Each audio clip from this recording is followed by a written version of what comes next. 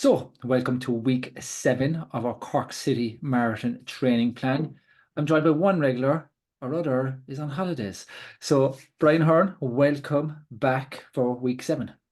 Good to be back, and I'm sure there'll only be mention of cool down on this show. There'll be no mention of warm down with Ken missing, so that's one positive anyway. That's the biggest positive of all this, and there's no debate of it, so we're not too bad with that. So, again, massive feedback again from last week. Really enjoyable episode. I think a lot of questions got answered. The competition, which we come to soon enough, just went nuts. Just shows how good of a prize it was. So it is brilliant. So again, thanks to everyone who commented, subscribed. Just make sure again you get anybody else just to subscribe to the show, because that helps us an awful lot in the long run. But Brian, we're all here for one reason and one reason only, and that's a plan. Do you want to go through week 7?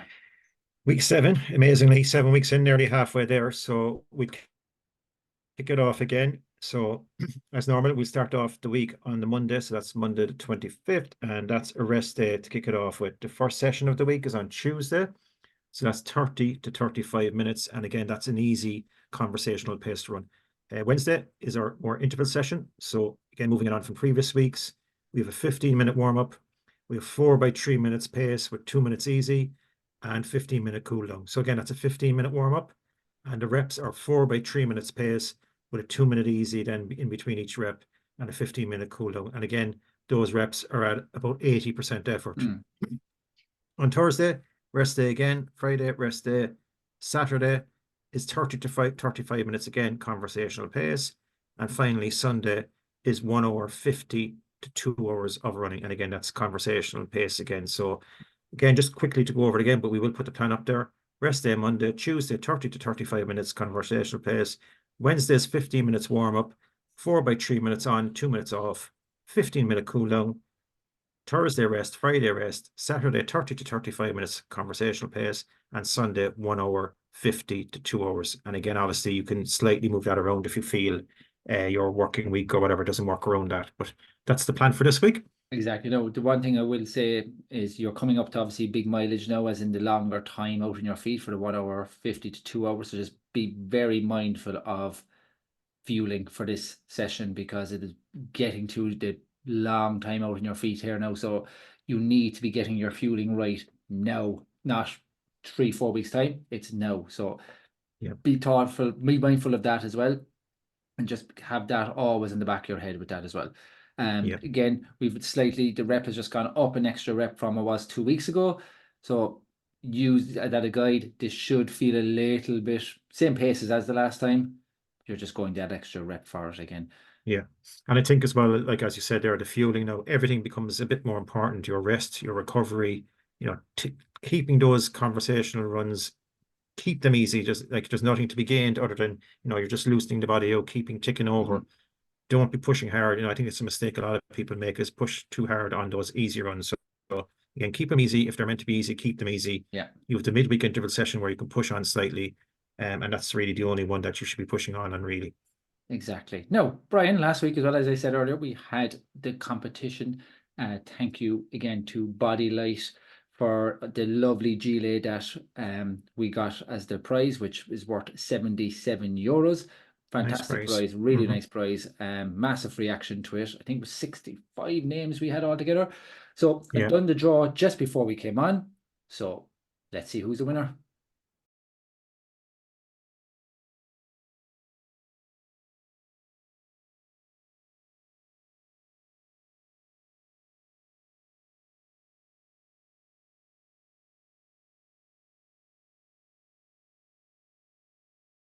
And congratulations to Connor for winning the Bodylight gilet, which Padraig will get sent to you yourself.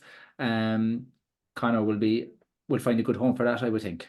Yeah, he'll wear that well. In fairness, and Connor's been a pretty good support of ours as well. So great to see someone winning like that. I would say one other thing about Bodylight, and this goes for everybody really. I looked into Bodylight a bit more myself in the past week just to see that they have a great range of products, not just what that jacket or these reflector, quite a range of stuff there, both for cyclists and runners. So definitely encourage people to have a look at the Bodylight range of products Yeah, and support those that are supporting us. exactly. And we're not No, finished there, are we're we? not finished. We're not finished. Right. Incredible. Like we go Incredible. again. No, unfortunately, I'm not going to lie. I've left these products in my car when recording, and I'm just not going to get them. So I might add a picture in a second. I was just about to say that, yeah. So this is the prize now. This week we have 2 pairs of featured running socks. To give away. So you can pick yourself. You can go to men, to women's, men and women's, whatever way you want to do with it. They're worth €19 each, so that's €38 prize again. And these are, Brian, remember years ago my father telling me this, what is the most important piece of equipment when you're going to war as a That's soldier? go on. Socks, because if Socks. your feet are destroyed, you cannot go anywhere. There you So go. having the right pairs of socks will help you get to the end of the marathon. And I can tell you this much, and I do wear these socks myself. The featured socks are top drawer socks. Funny, So it's actually a part of the kit that people don't think. We no, talk a lot about runners, and we mentioned shorts on a previous episode there, and people wearing singlets and all these type of running belts, etc. Socks are critical. Many yeah, people have feet slipping inside the socks or whatever it may be. Again, it's another part of your clothing that you need to get right. So yeah. So good tip there again. yeah. So again, all you have to do, subscribe to the show and comment below.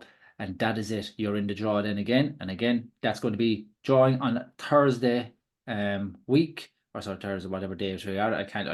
I know we're doing this video now on the 22nd. So it will be on the Thursday, but we'll put a post up on our Instagram and Facebook again to remind everybody about that.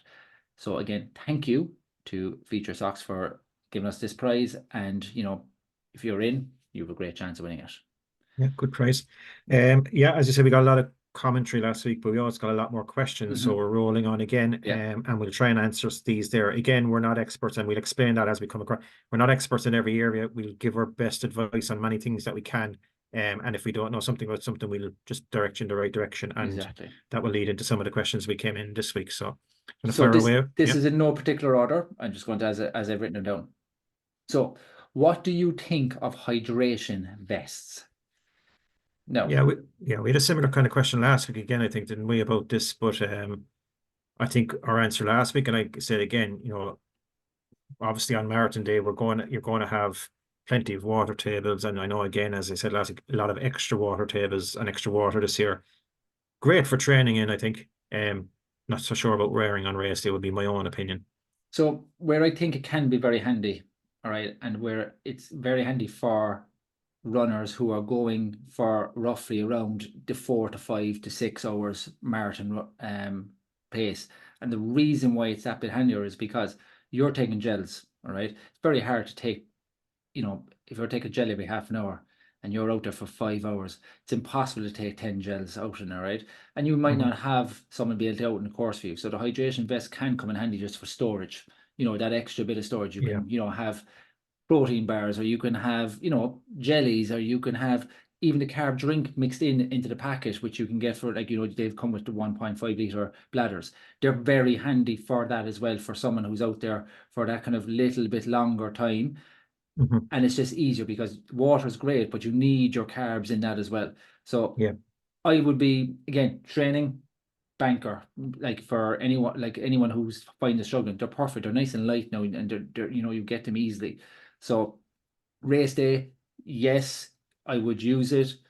But again, look, it's easier if you don't have to use it, but Yeah. I would I say would. again, similar to advice we've given on a lot of stuff as well, is like try it, because if it works for you when you're in your training, it doesn't work for everybody. Yeah. If it does work for you, then by all means use it. But again, trial and error, I think, in Yeah, some ways. exactly. Right, next one. Benefit in doing other types of training, I would presume by cross training as well, or just focus on running. Do you want to go and do that? What's your opinion? I would say cross training is good, yeah. It's just to be cautious again, like that you're not overdoing it in every area, but certainly like even simple things like, I don't know, stationary bike even, or swimming a bit, these type of things. It's just no harm to mix it up, and as well as the monotony of it all, it Yeah, can help that way as well, 100%. Like I would try to get out running. Obviously, you're 4 days a week if you can. but there's nothing better than a pool swim to help recovery. Even the bike to spin out the legs on one of the other days. Now, if you feel there's a niggle coming on, I would then nearly sub one of your running days for that, like a very slow stationary bike or a swim or something like that. But again, that depends on you. You'll have to talk to your physio or your sports massage therapist who will give you directions in that. But there is nothing wrong with doing an extra day or so once it's nice and easy and not 90, of just cross training. No issues at all. So I think the other thing, again, look, for some people listening here, it's obvious, but others people are completely new to it. But again, the benefits are like, something like swimming or cycling. There's no impact really on the body compared to running. Some people I know in the early days of running and they haven't ran for a while, shin splints is a big thing that happens. So, if you are feeling the niggles, as Damon said, maybe ease it off and then take on the bike instead, stationary bike or getting outside on the bike, whatever it is. I think it can't do any harm really. Yeah, exactly. I don't agree with you. Right. This answer is going to be short. Any idea how long a glute injury takes? So straight off, unfortunately, Ken is not here with us today. So myself and Brian are quite the opposite of experts in this. So our advice to you is go to a specialist, ask them, get the recommendation for them. I'm not even hazarding a guess because we don't know how serious this glute injury is. A grade 1, is a grade whatever. We don't know. So our recommendation, go to a specialist and get yourself checked out, because if you try to work through it, it's going to get worse. Yeah, and unfortunately, a glute is a major muscle when you're in marathon running. So yeah, certainly need to look after that one. Yeah, right. So we had a couple of comments on our plasters and nipple gate. So I know, Brian, I'm plasters, your plasters. There was Bodylight as well, which is another one that comes out. Vaseline, all that Vaseline. stuff. Now the one thing I will say for a lot of people, and it was actually one of the comments as well, was like, thing with Vaseline especially. Vaseline will mark the living bejesus out of your clothes. That's why there's the Bodyglide and all these Run Glide and all these ones. They're actually a bit better for your clothing. So if you can stay away from Vaseline, especially for hair, use the Bodyglides or use your tape or there's nip guards and stuff like that. I know the hairy chest is a slight issue. I would nearly go, right, lads, just shave. There you go. Off you go. Well, way up the hairy chest versus the pain of not having anything and going into the shower with sore nipples, I can tell you. There's nothing worse than it. Yeah. But yeah, look, there's plenty. And again, this is something you're going to have to trial and error. Do you know what I mean? So for me, the plasters work perfectly and never had an issue, thankfully. Yeah. But again, I can't emphasize that enough. These are the little tips and tricks, I suppose, that we're throwing out there. But again, you don't want to be in that place where you're having a hard day out running a marathon and then you're in that pain on top of it. So look after those things. Exactly. Right. Mixing up gels and chews, do you recommend it? And also, are salt tablets beneficial? Now, Brian, the salt tablets is a good one for you because you might be able to answer this because you just obviously had the sodium test with George last week. Yeah, exactly. And we spoke a bit about it on the podcast as well. But for those that don't know, I actually got a salt test done just last week, as Damian said there. I suffer a lot with cramping in my calves and didn't relate it to any salt issues. So I was getting, trying to loosen out and rolling and all this type of stuff. But after my salt test, George highlighted to me that I'm very low in sodium. I don't take salt in my food either, really. And as a result, that's what's happening. So the recommendation would be, that I'm adding salt within the drink mixes that I have, even electrolytes and things like that, just kind of getting them into my drinks. But also, and again, this is again trial and error and maybe talking to people. But my plan for the marathon is to take salt tablet, in 2 salt tablets over the whole marathon and things like that. And again, I'll have to trial that, and I have been I trialed it for the first time last week. And funny enough, I said this to you, Damon. I actually rang Damon, and this is the truth. So again, we're all learning here, and I couldn't get the salt tablet down. The actual capsule itself, I found it hard to take that while I was running. So instead, I actually broke the tablet and poured it in almost like a salt sachet that you'd get in any fast food outlet, and just poured the salt onto my tongue and then. So again, trial and error, but I think it is again, I was described as I'm not a big sweater, but I'm a salty sweater. Salty sweater, yeah. No. Yeah. George did mention something as well. He said us Irish particularly are mad for, we'll just go to highest sodium content of whatever. And that necessarily is not right for everybody, because you might not actually be a salty sweater. You're getting a lot of sodium into you, and then that can cause stomach issues over time. So it is important to kind of figure that out as well.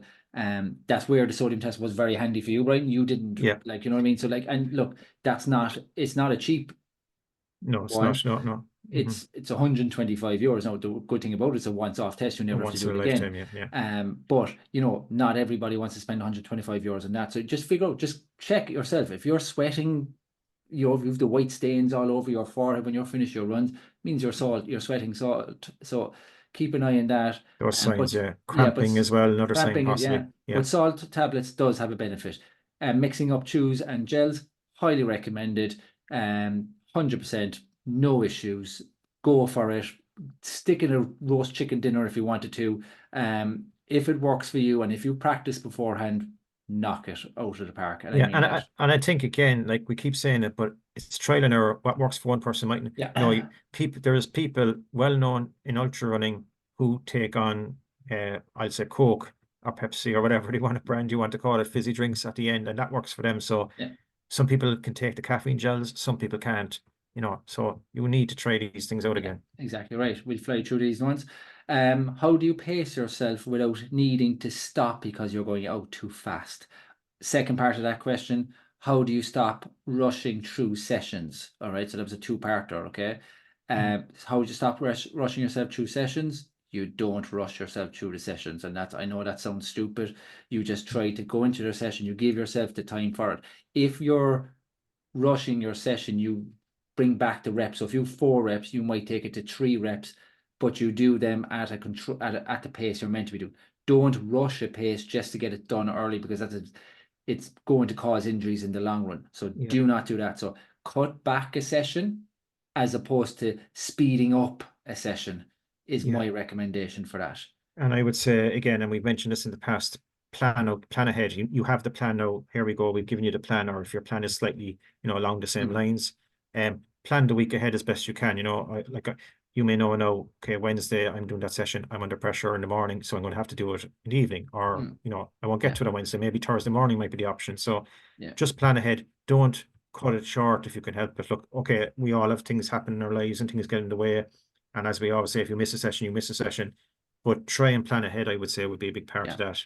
And sorry, how do you pace yourself? So pace yourself, right? First couple of miles are always slower than what your target is. So if your target is 11-minute miling, all right, your first mile or two should probably be 11:10, 11:20, 11:15. Do not try to go faster, because you're going to pay for that later on, especially now we're into 2 hours. You're going to start paying for that. So you start the first couple of miles slower, and you kind of build it and you build it and you build it. And that's what you're doing. You're constantly, and then all of a sudden your 11:10, 11:15 starts to become 11:10 and 11:05. And then you're banging out and you're finishing stronger at the end of it. So you need to have your time in mind, and you need to be disciplined. Write it on your arm. I'm going out for this run at 11:20, 11:20, 11:10, 11:10, 11:11. And then you're trying to keep in that routine of where you're finishing then at 10:50s a mile. And I don't know what that's in kilometers, so I apologize, but that's what you're looking at doing. Try not, be disciplined. And I know it's easier said than done, but be disciplined. Yeah. And I would also add to that, there's 3 ways of running a marathon. There's a positive split, an even split, and a negative split, right? I think if a lot of people are first timers or novice runners, to do a positive, basically run your first half quicker than your second half would be a mistake. It's even very hard to run an even split through a marathon. It's really, really hard, especially as a first timer runner. I'm not talking about experienced runners here. More than likely you are going to feel it towards the back end, and it will be hard to maintain the pace. I think, if you're, Damon has said it there, and, experienced runners use the perfect way for a lot of first timers is to look at it as that negative split, whereby you're starting slow, you're building yourself in, by doing that, you're getting an awful lot of benefits. You're not consuming as much, of your fuel that you would be if you were pushing yourself harder to start. You're keeping your heart rate down, etc. There's loads of benefits. Again, you can study up a lot on this. I will give one tip here, and it's recommending a website. There's a website called feelrace.com. I think Marco is the name. It's like a marathon calculator is the abbreviation. And you can type in your expected finish time, and this calculator will produce for you a negative split race whereby it has you starting off much slower than what your average pace is going to be by the end. Again, you need to train with that, but it's a method I've used a few times, and it certainly has worked for me as well. So 100%. Yeah. So Yep. again, last question. And again, this is unfortunately going to be an easy answer, a fast answer for us. My calf popped yesterday, 1K into an easy run. I've been icing it. The next race is in 3 weeks' time. Now, we did send this message to Ken, and Ken just literally straight out, right, wants to know, did you hear a pop? Because if you heard a pop, it's not good news. If you didn't hear a pop, go straight to the specialist, or like even when Ken, I know Ken is back any day now. Give Ken a shout when he comes back, or give any or physio or any other sports massage a shout as well. But if you heard a pop, the words were, "That's not good." Yeah, and I think for anything like that, whether it be an injury or a niggle, error on the side of caution, because a few days off and then checking with a specialist, as we said, versus ignoring it and pushing on can lead to you, finishing your marathon completely. You won't even get to the start line. At least with taking precautionary steps, you give yourself a chance to recover. Yeah. So that's all the questions now. Quick get well, right? Because there was a couple of comments we got in with people from Richard B and Sarah Dillon, who unfortunately are out with injuries at the moment. So look, we wish ye a speedy recovery. And you never know, you might be back racing soon enough, and hopefully, get on to again any specialist, and they'll more than happily to work with you. But that is our week 7 done and dusted. Questions hopefully answered, and again, please make sure, send us in questions, send us in answers. Ken will be back to us next week, and make sure you enter the competition by subscribing and commenting below. Yeah, look forward to everybody again next week. We're halfway there next week, which I believe week 8. So till then, we'll talk to you soon. Goodbye.